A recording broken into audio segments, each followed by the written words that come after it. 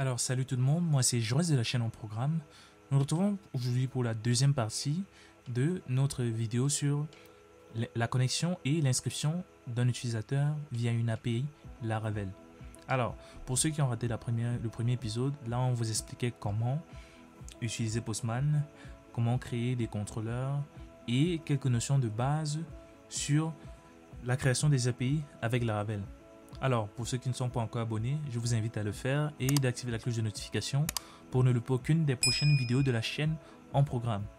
Alors, sans toutefois tarder, dans la première partie, nous avons vu comment créer nos routes de connexion et d'enregistrement.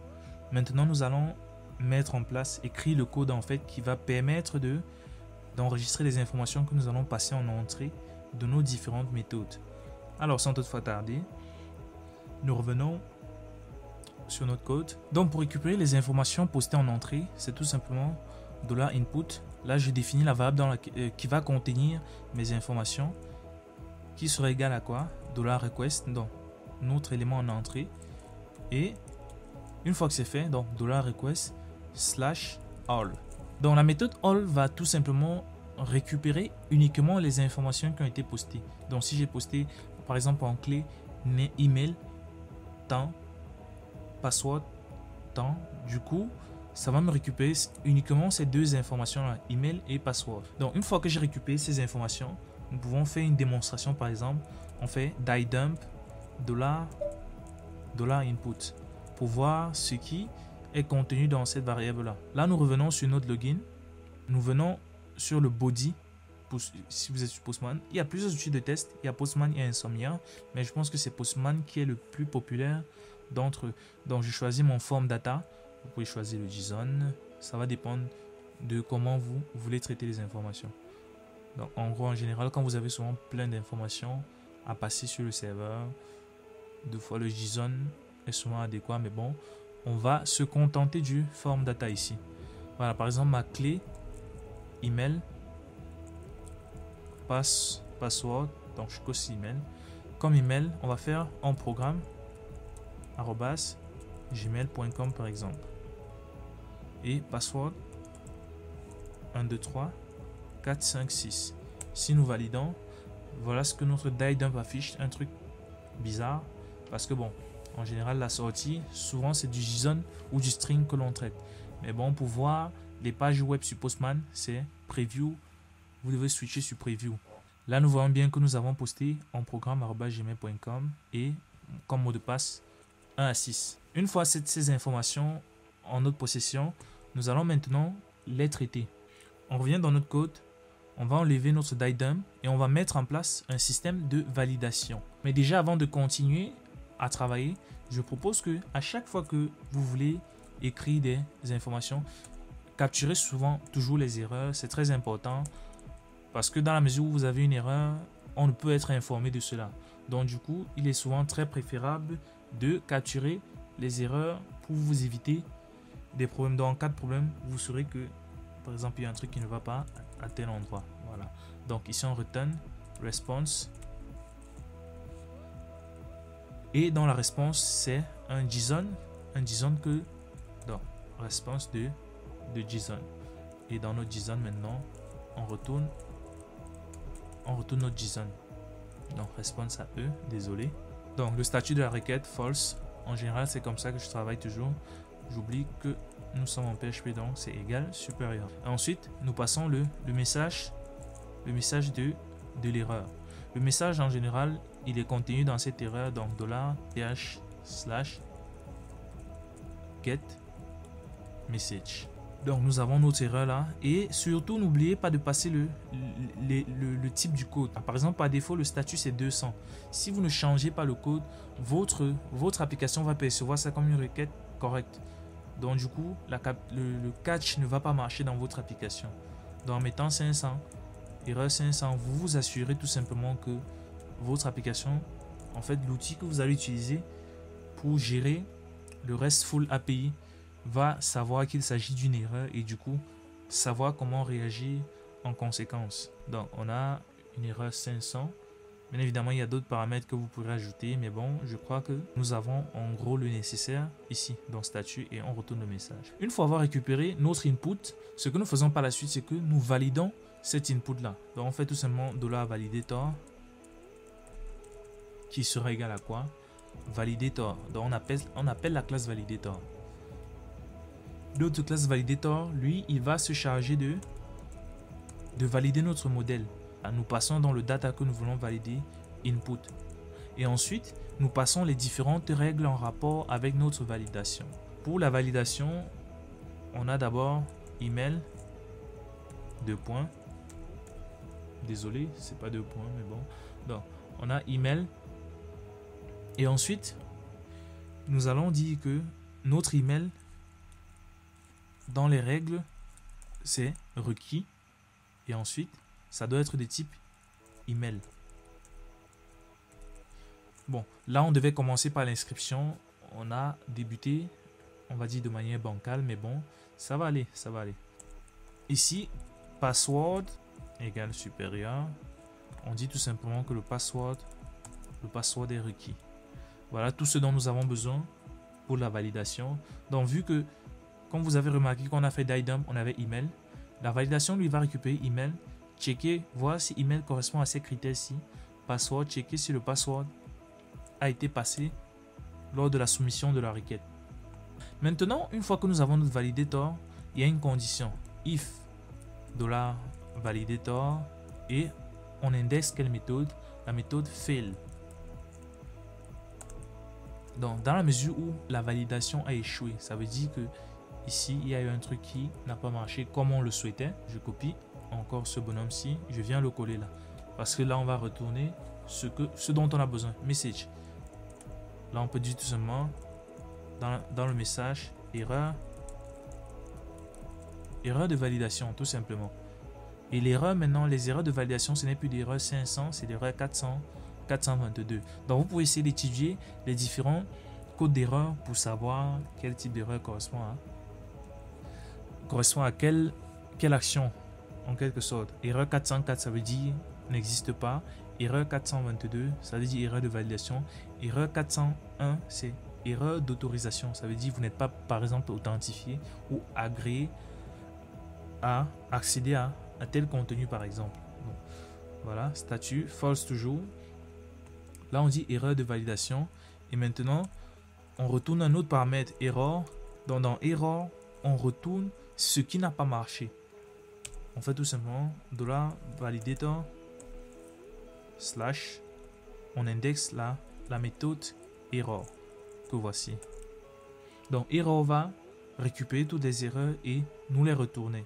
Mais maintenant, dans la mesure où l'erreur a marché, donc ça veut dire que c'est pas français, erreur a marché. On va plutôt dire dans la mesure où la validation a été correcte, on va maintenant vérifier l'authentification. Pour vérifier ça, on fait encore un autre truc. On fait maintenant if. On appelle une méthode auth. En fait, c'est la classe auth.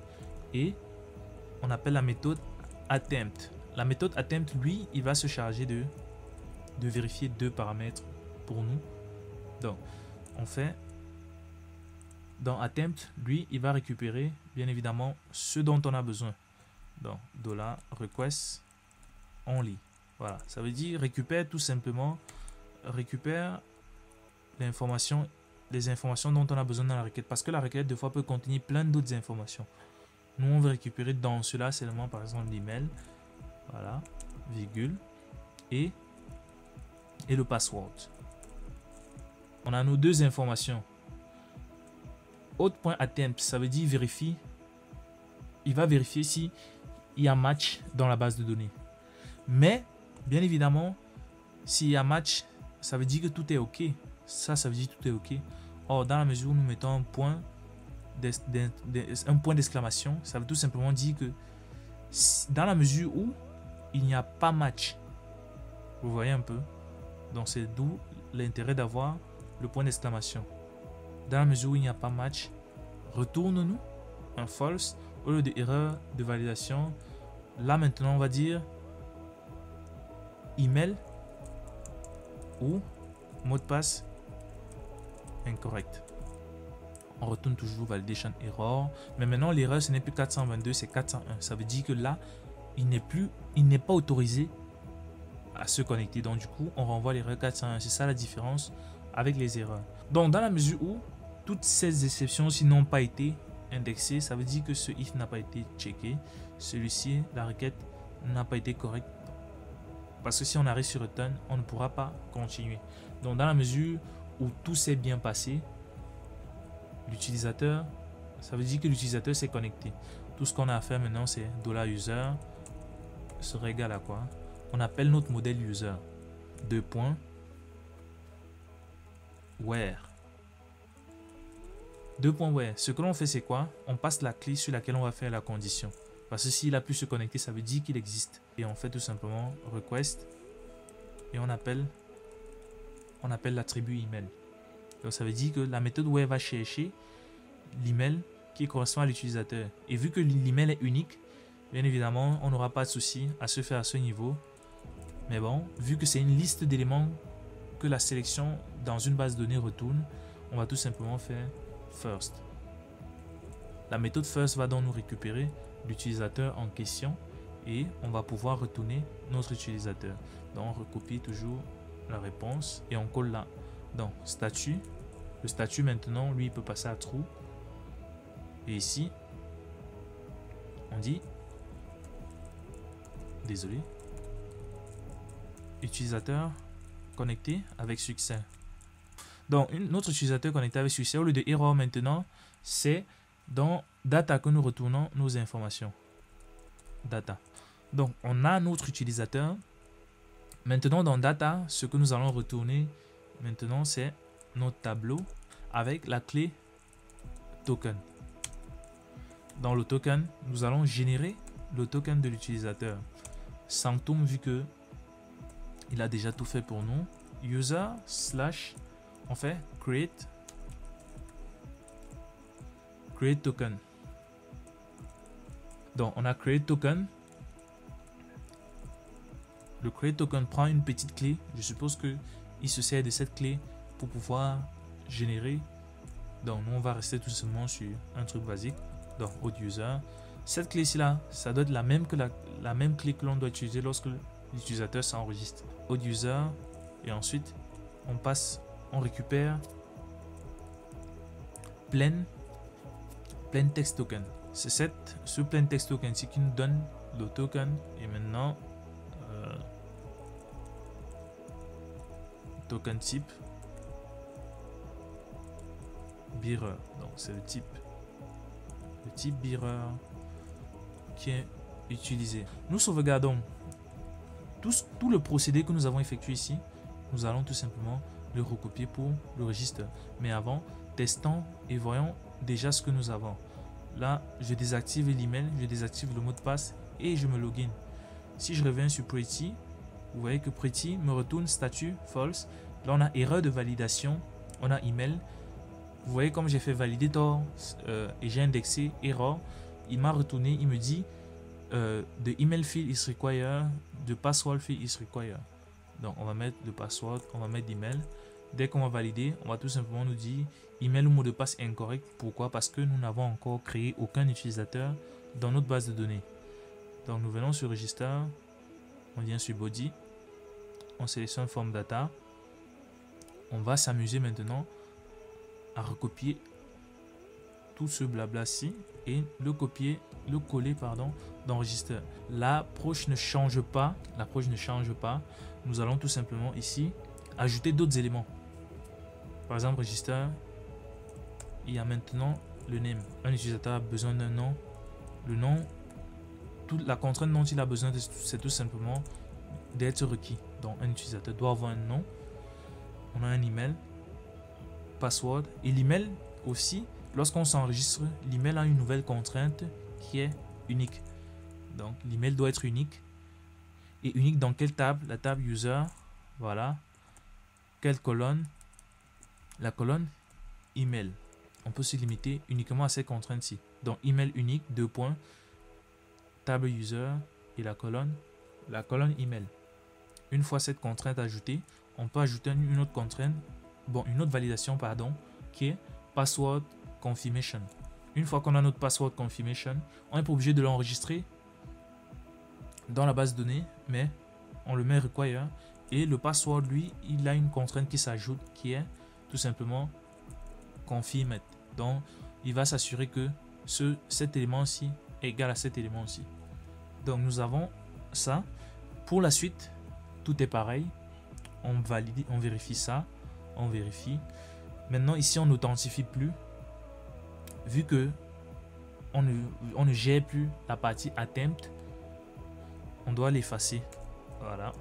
Ici, maintenant, on doit plutôt s'attarder à enregistrer le mot de passe. Donc là, on a input. Ce que nous devons faire, c'est quoi? C'est que notre password, avant de l'enregistrer, donc on fait $input. Vu que notre password est contenu, donc de password, vous savez bien comment récupérer les éléments avec le mappage. Donc on passe la clé et on a la valeur. Ou si on veut update, l'élément où la clé se trouve, on passe le map, on met la clé et on donne la nouvelle valeur qui va être modifiée. Donc vu qu'un mot de passe ne peut pas être stocké en clé dans une base de données, on va faire un hachage et on met un make, donc $request password. Donc on récupère le password que l'on va hacher et l'on va remplacer, on va écraser dans le nouvel élément. Une fois avoir haché notre mot de passe, cette méthode-ci ne va plus nous être utile. On a maintenant une autre méthode que l'on va appeler create. Voilà. La méthode create, elle va prendre en paramètre ces informations-ci, le input que nous avons récupéré en entrée. Donc, il va créer l'utilisateur à partir de ces informations-ci. Et cet utilisateur créé, on va toujours retourner les informations de cette manière, donc avec la même clé auth user, plain text, et le tour est joué. Là, bien évidemment, c'est code 200. Aussi, on enlève code 401 dans la mesure où tout s'est bien passé parce que par défaut, c'est code 200, ça veut dire tout a bien marché.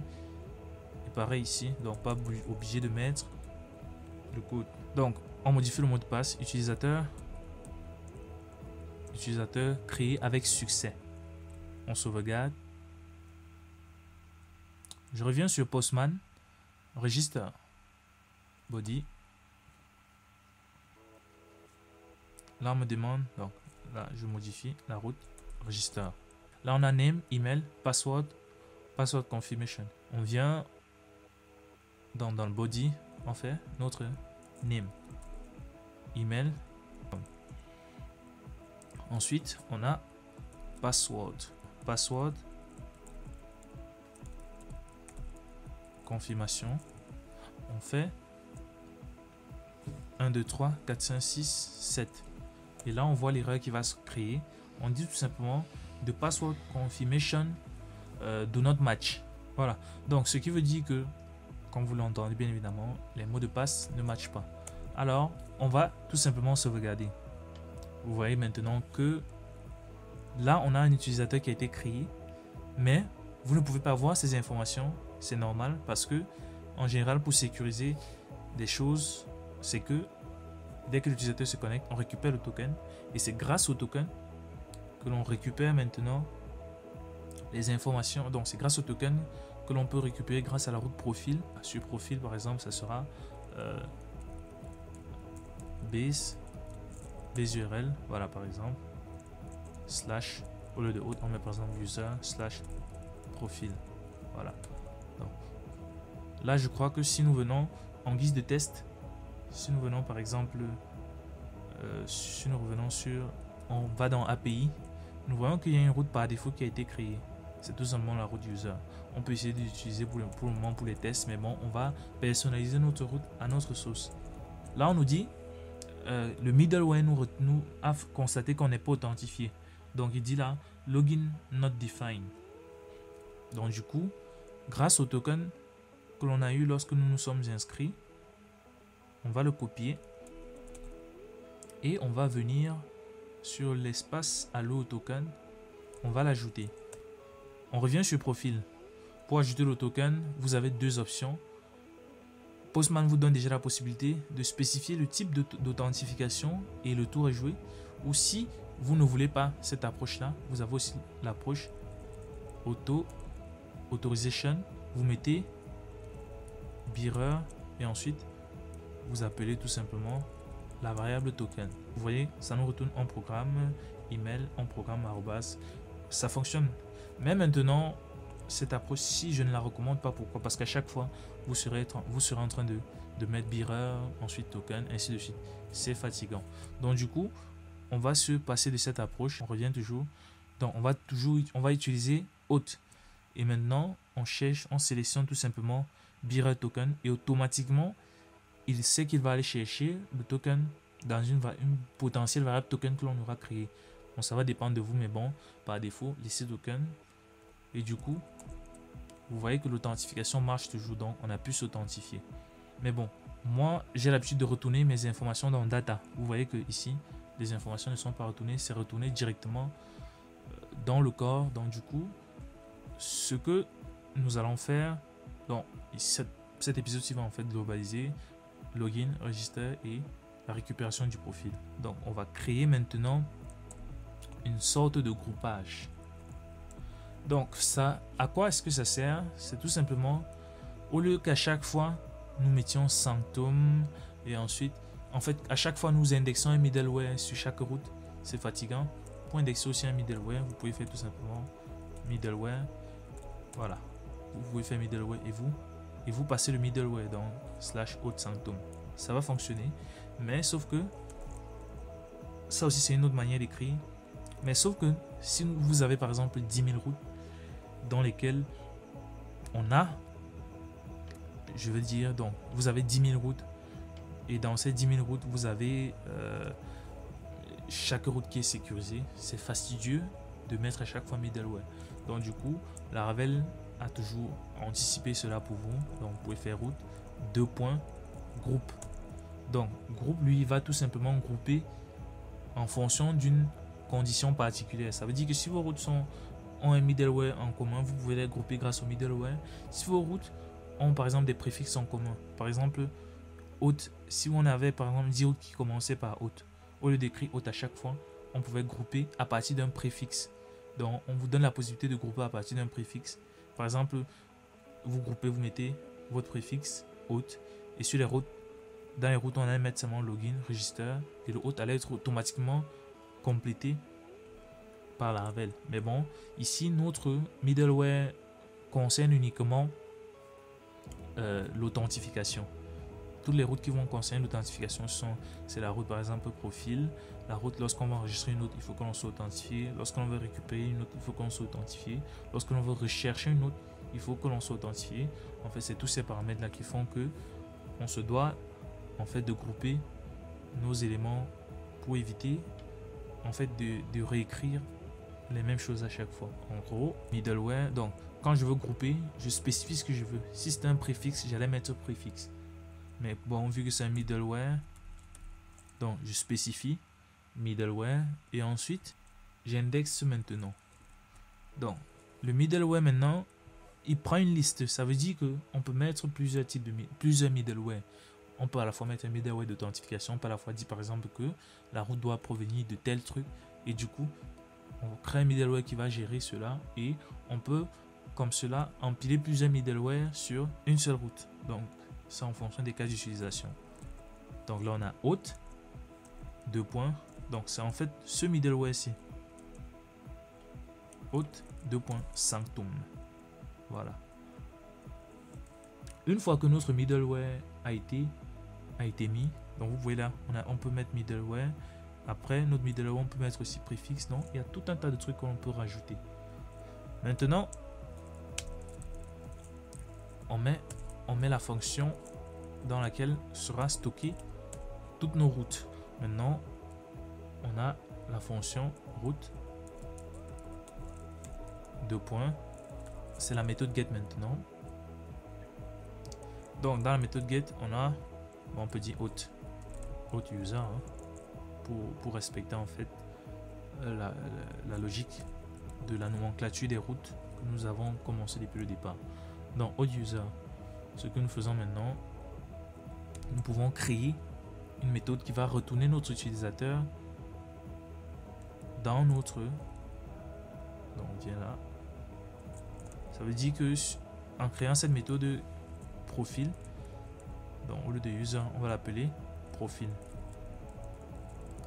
Voilà. Donc, on va l'appeler ici profil. Donc, en faisant cela, ça va nous permettre tout simplement, si on veut par exemple retourner, si on veut retourner plein d'autres informations qui ne sont pas contenues directement dans le profil de l'utilisateur, comme par exemple la dernière heure de connexion, ces derniers posts likés. Là, je prends le contexte d'un réseau social, vous voyez un peu. Dans le dernier post liké, le dernier commentaire. Donc ces informations-là, si on veut récupérer ça, donc ça se fera tout simplement dans notre méthode public function profil request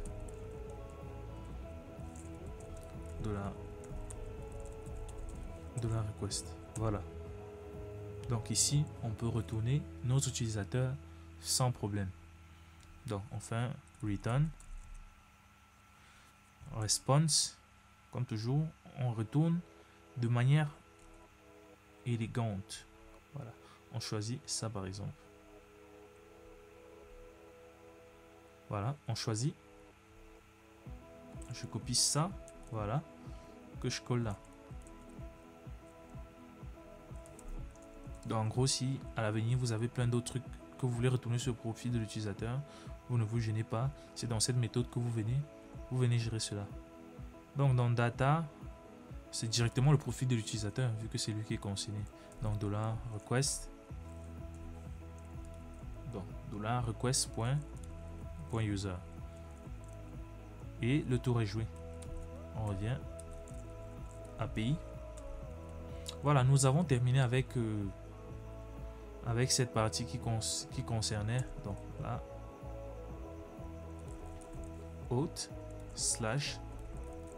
/profil. Voilà, donc nous avons statut true. On peut dire profil retourné avec succès ou profil utilisateur, ça va dépendre de vous.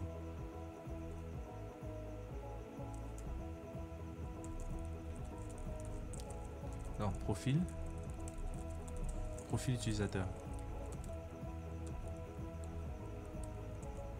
Voilà, donc nous avons en gros terminé avec la connexion, l'inscription et la récupération du profil de l'utilisateur. Bien évidemment, la vidéo se fait longue, nous allons voir comment modifier le profil d'un utilisateur ou supprimer le profil d'un utilisateur dans l'épisode à venir. Bon, un dernier truc à rajouter, donc on fait un dernier test. On a fait l'inscription, mais on n'a pas testé le login. Voilà, le login c'était onprogramme@gmail.com, le mot de passe 1 à 6, donc 167. Voilà, on valide. Vous voyez que la connexion s'est effectuée. Le token maintenant indique 2. Ici, on était sur le token 1. Donc vous voyez que la connexion a fonctionné. Si nous mettons par exemple là, vous voyez que la connexion échoue. Et là, la connexion fonctionne. Donc le login, le register et le profil fonctionnent. Nous allons essayer de faire des vidéos plus courtes à l'avenir pour indexer, on va dire, chaque point de manière spécifique, c'est-à-dire la modification du profil. On fait une vidéo de quelques minutes et le tour est joué. La suppression d'un utilisateur. Donc les vidéos seront moins longues et plus digestes pour vous. Donc n'hésitez pas à vous abonner. Comme toujours, le lien Telegram, si vous avez des problèmes un peu plus corsés, on a déjà une communauté de plus de 400 personnes qui pourront intervenir et vous aider au besoin si moi je ne suis pas disponible. Donc abonnez-vous, activez la cloche de notification pour ne rien louper des prochaines vidéos de la chaîne et à la prochaine pour une nouvelle vidéo.